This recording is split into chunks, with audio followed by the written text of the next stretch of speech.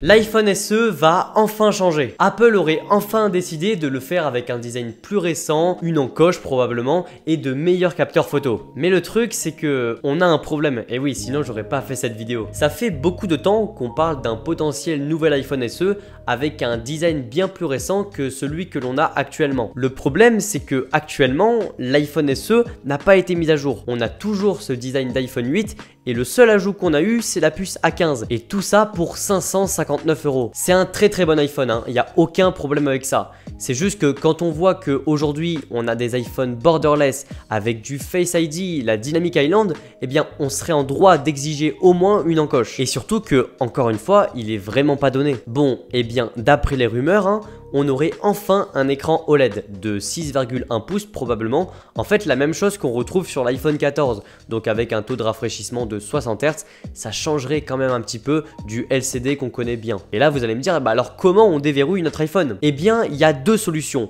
ou plutôt une principale sous deux formes différentes. Soit on aurait Touch ID sur le bouton d'allumage comme ce qu'on peut retrouver sur les iPads, l'iPad 10 ou l'iPad Air, ou alors, et là c'est une idée un petit peu plus farfelue, ce serait de retrouver Touch ID sous l'écran comme ce qu'on connaît un petit peu sur Android. Mais bon, il y a certains brevets qui montrent que Apple n'a pas abandonné cette technologie Touch ID, mais on ne sait pas si ce sera pour l'iPhone SE4, SE5 ou alors pour autre chose. Mais voilà, cette idée n'est pas à écarter. Bon, et bien au final, au niveau du reste, eh bien c'est assez classique, hein. Imaginez simplement un iPhone 12, donc avec des bords droits, des bords carrés. Vous lui mettez une puce A16 et probablement un seul capteur au dos, à part si Apple est vraiment très généreux et ils nous mettent deux capteurs photo. Et en vrai, cette solution, elle est géniale. Ça permet de proposer un iPhone avec un design bien plus actuel pour un prix qui est quand même plus attractif que les modèles un petit peu plus premium. Et là, bah du coup, vous êtes en train de vous dire, mais alors c'est quoi le problème? L'iPhone SE a l'air vraiment génial. Le problème principal avec l'iPhone SE, eh bien c'est simplement son prix qui risque vraiment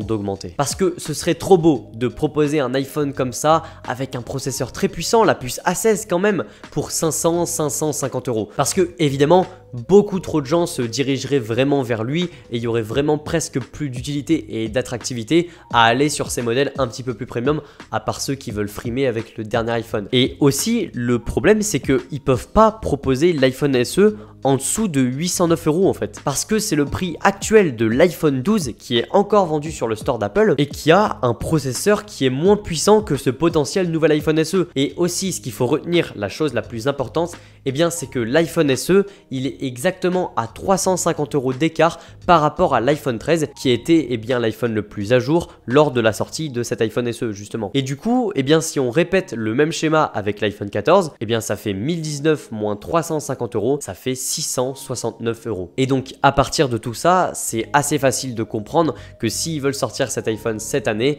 c'est impossible de le proposer en dessous de 700 €. Et encore, c'est un prix qui est acceptable quand on voit le prix de l'iPhone 12 qui est encore vendu, je vous le rappelle, sur le store. Et à ce prix-là, il est quand même déjà bien plus cher que l'iPhone SE qu'on a actuellement. À partir de là, il y a trois solutions. La première solution, c'est de ne pas proposer cet iPhone pour tout de suite. Attendre 1 ou 2 ans, le temps que les technologies, le coût des fabrications de ces technologies diminue pour le proposer dans les alentours de 500, 600, 650 € maximum pour qu'il soit encore compétitif. La deuxième solution, et c'est la moins souhaitable pour tout le monde, que ce soit pour nous consommateurs ou alors Apple, c'est de le proposer cette année avec le prix que je vous ai dit, donc c'est-à-dire minimum 700 €, mais si vraiment ils sont sympas. Mais pour moi, je suis persuadé que ce serait vraiment une grosse erreur. Et la troisième solution, ce serait de proposer deux iPhone SE, c'est-à-dire créer une gamme, la gamme iPhone SE, où ils proposent deux type d'iPhone SE, l'iPhone SE qu'on connaît déjà, et en parallèle de ça, il propose un iPhone SE qu'on pourrait appeler iPhone SE Plus, avec donc tout ce que je vous ai dit, un écran OLED bien plus grand, un design bien plus actuel en fait. C'est une idée un petit peu folle, mais ce serait vraiment bénéfique pour tout le monde, que ce soit pour Apple et pour nous. Et on a vu qu'ils l'ont fait avec les iPads, hein. On a l'iPad 9 qui lui aussi a Touch ID, un design un petit peu vieillissant, et en parallèle de ça, on a l'iPad 10 qui a donc ce design bien plus récent, Touch ID sur le côté, plus de puissance, et un prix d'environ 150 € de plus. Donc si Apple applique ça avec l'iPhone SE qu'on connaît actuellement, qui coûte 559 €, 559 plus 150, eh bien ça ferait 709 €. Et on revient encore une fois au prix que j'ai trouvé cohérent, entre 700 et 750 €. Et même si ça vous paraît cher, eh bien je suis persuadé que s'ils font cette troisième solution, proposer 2 iPhone SE, eh bien ils feront un carton. Quoi qu'il arrive, eh bien comptez sur moi pour vous faire un guide d'achat, quel iPhone choisir s'ils sortent justement ces iPhone SE. Likez la vidéo si elle vous a plu, partagez-la, abonnez-vous pour faire découvrir la chaîne à plus de monde, ça me ferait énormément plaisir. Et moi je vous dis à la prochaine pour une nouvelle vidéo. Allez, salut!